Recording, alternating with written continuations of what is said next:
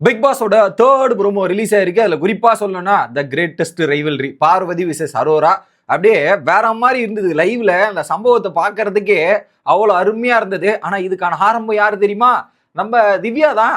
நடுவுல வந்து அழகா ஒரு வேலையை கோத்து விட்டு வச்சு செஞ்சு விட்டாங்க. அதுக்கப்புறம் பார்த்தீங்கன்னா பார்வதியை வச்சு செய்ன்னு அரோரா செஞ்சாங்க. உங்களுக்கு ப்ரோமோ வேணா அப்படி இருக்கலாம். ஆனா லைவோட விஷுவல்ஸ் போய் பார்த்தீங்கன்னா தெரியும் யாரு மொக்கம் வாங்கினது, யாரு வச்சு செஞ்சது அப்படின்றது எல்லாமே பாயிண்ட் டு பாயிண்ட் அடிப்போம். நாங்கெல்லாம் வந்து தேவையில்லாம பேச மாட்டோங்க.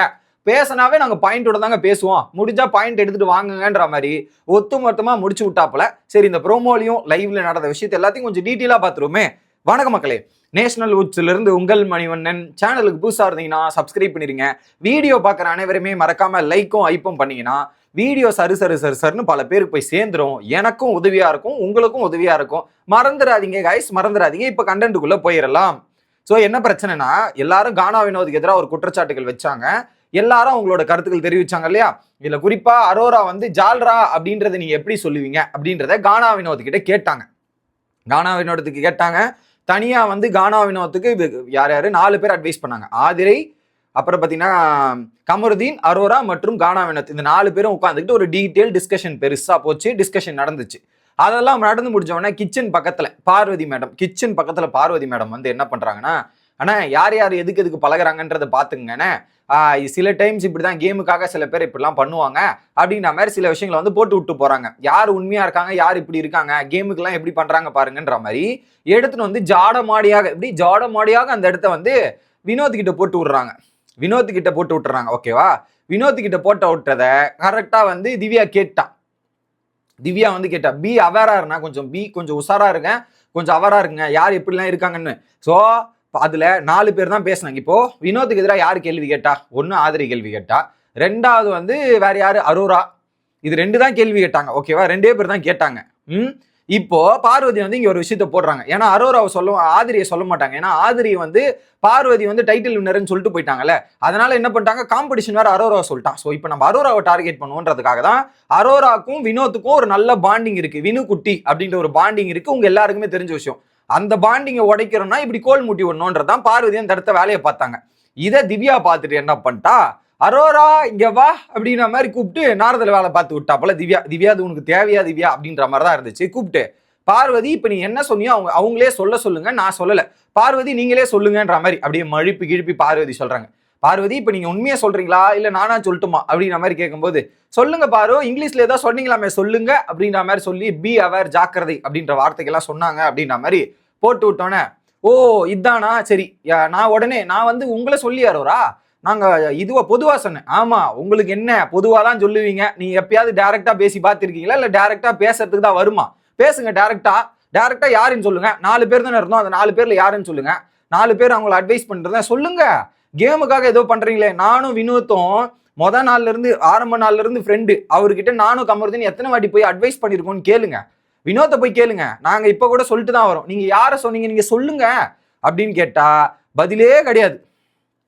பார்வதி வந்து நான் காமனா சொன்னேன் அப்படின்னும் போது, ஆமா ஒரு பெட்ஷீட் போர்வைக்குள்ள போட்டு எதா இருந்தாலும் காமனா சொன்னேன், போர்வை போடு, காமனா சொல்லிட்டேன் போர்வை போடு அப்படின்ற மாதிரி எப்போது இது அப்படின்ற மாதிரி போர்வையை போட்டு மறைஞ்சு ஓடாதீங்க பார்வதி. டைரக்டா எதா இருந்தாலும் டைரக்டா வந்து அட்ரஸ் பண்ணுங்க.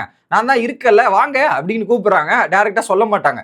ஸோ பார்வதிக்கு எப்பவுமே டாஸ்க்ல பர்சனலா அட்டாக் பண்றது, டாஸ்க்ன்ற பேர்ல பர்சனல் எடுத்துன்னு வந்து பேசுறது, இதுதானே அங்க அக்காவோட வேலை. வேற என்ன வேலை? நாங்க கேட்டா கேமர் அப்படின்ற மாதிரி சொல்லிடுறது. ஓகே, கேமர்னா என்ன பண்ணோம், பாயிண்ட் பேச சொல்றாங்களா, போக வேண்டியதானே. நீங்க தானே தைரியமான ஆளாச்சு, எதா இருந்தாலும் நேர்படியா பேசக்கூடிய நபர் தானே. அரோரா கிட்ட ஆமா நான் அப்படிதான் சொன்னேன்னு டைரக்டா சொல்றது. தைரியமான ஆளாச்சுன்னு டைரக்டா போய் சொல்லலாமே, அது ஏன் சொல்ல மாட்டீங்க அப்படின்ற கேள்வி வருது. அந்த பொண்ணு எதா இருந்தாலும் தைரியமா வந்து கேக்குதுல்ல, பதிலே இல்லை. ஓகே, ஸோ என்ன கேட்குறாங்க, நான் இப்போ என்ன சொல்கிறேன், என்னையா அக்யூஸ் பண்ணுறீங்கன்ற மாதிரி கேட்குறாங்க. எப்படி பார்வதி கிட்ட அந்த ப்ரோமோ டைலாக்ல நான் இப்போ கேமில் சொல்கிறேன்னு என்னை அக்யூஸ் பண்ணுறீங்களா, என்ன கேம் வினோத்தை வச்சு கேமில் சொல்கிறீங்களா, என்ன கேம் சொல்லுங்க அப்படின்னும் போது, அதை அவங்க என்னன்னா இப்போ உன்னை பயன்படுத்திக்கிறாங்க வினோத்துன்ற மாதிரி சொல்லி வினோத்துக்கு எதிராக திருப்ப ட்ரை பண்ணுறாங்க. என்னுடைய கருத்துக்கள் எங்க வேணாலும் நான் சொல்றேன் அப்படின்னு. அப்போ அரோரா ஒரே பாயிண்ட் அந்த இடத்துல கேட்டிருப்பாங்க, என்னுடைய கருத்துக்கள்ன்ற மாதிரி பார்வதி பத்தி நான் என்ன வேணாலும் சொல்லிட்டு போலாமா பாரு, அப்ப நீ கேட்க மாட்டல.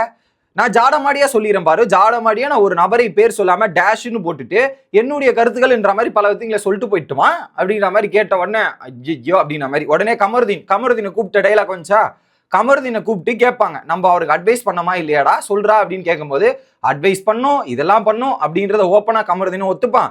அதை தாண்டி நீ ஜாடமாடியா பல இடங்கள்ல பேசுறத பாரு, அதை நானே பார்த்திருக்கேன், ஜாடமாடியா பேசுறதே நீ ஒரு இடத்துல வேலையா வச்சிருக்க, அவ சொல்றது கரெக்ட் தான் அப்படின்ற மாதிரி அரோரா சொன்னதை அங்க ஓப்பனா சொல்றான் கமருதீன். ஒரு பக்கம் என்னடா டே நம்ம 2 பேரும் பேப் நீயே இப்படி சொல்லாமா பேப் என்ன பேப் அப்படின்ற மாதிரி மைண்ட்ல ஓடிட்டு இருக்கோம். இல்ல நைட்டு போய் பார்வதி வச்சு செய்வாங்க. ஓகே, அதுல குறிப்பா என்கிட்ட இருந்து நீங்க எதை எடுக்கணும் எதை எடுக்க கூடாதுன்னு அறிவு உங்களுக்கு இருக்கணும்.